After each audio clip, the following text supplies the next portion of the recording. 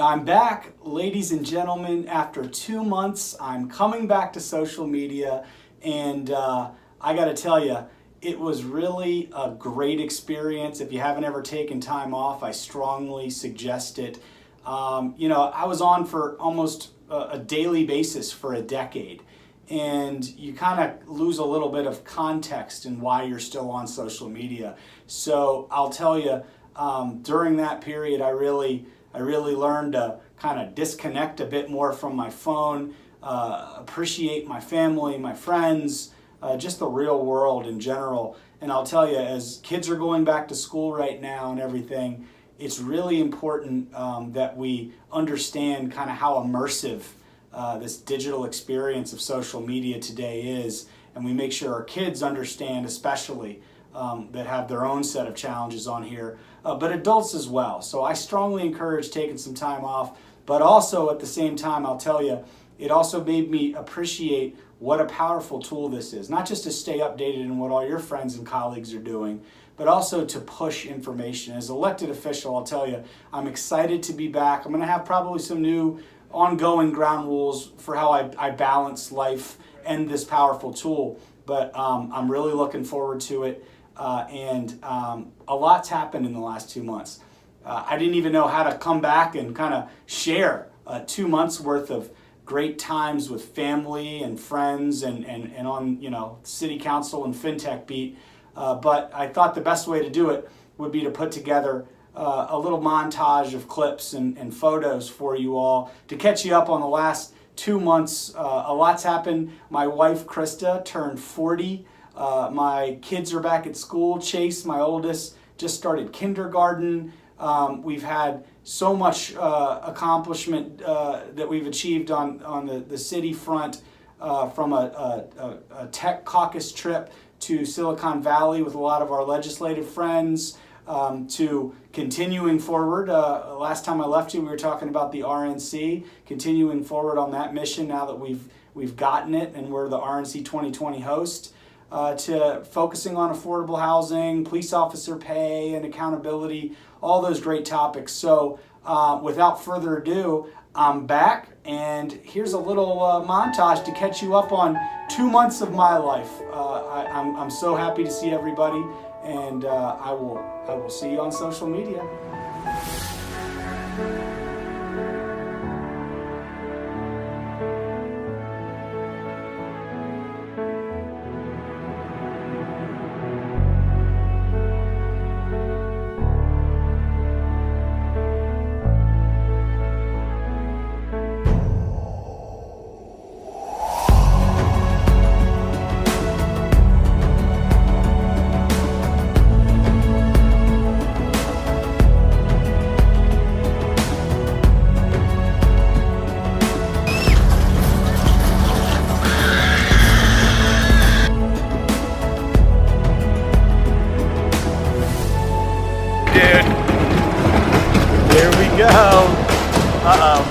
Chase, look, we're going up the big thing.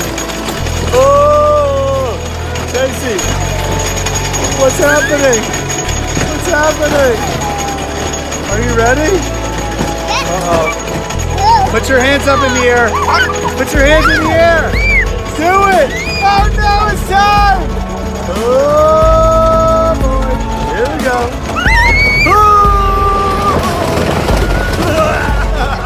What?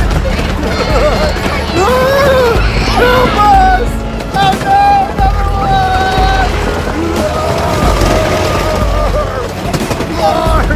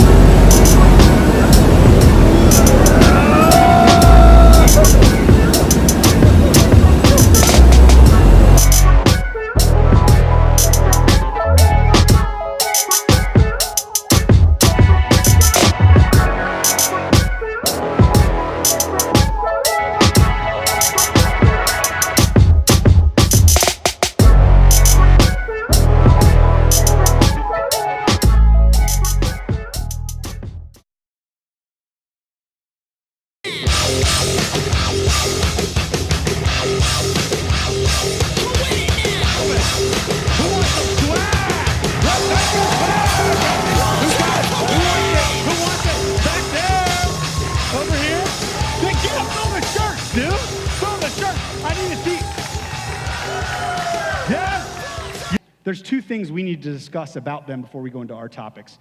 One is the new apartments. How many of you are going to live in the new apartments? How many of you going to live there? Is this sounds like it was a great idea, Rick. Yes. Great idea.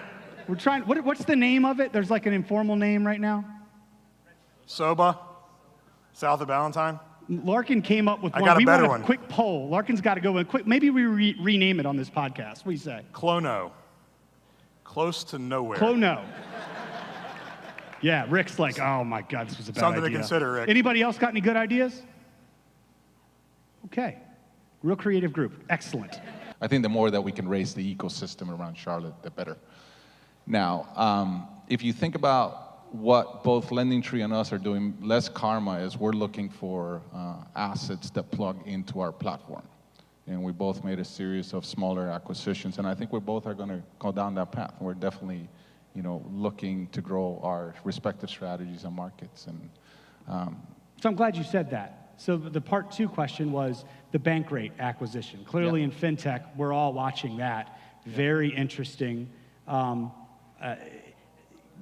What's your ultimate end goal there? What does 5 or 10 years from now of Red Ventures look like with Bankrate? And uniquely, you and LendingTree have kind of been on different paths until lately, where now you're starting to play in the same space. And while we love to have our unicorn stories running around here, I've never seen kind of a unicorn battle. And do the horns go in each other, and then you guys run around for a little bit? Like, what's the whole story of the Bankrate piece, and then how you view 5 or 10 years from now what Bankrate, Red Ventures, and then LendingTree and that ecosystem ultimately looks like?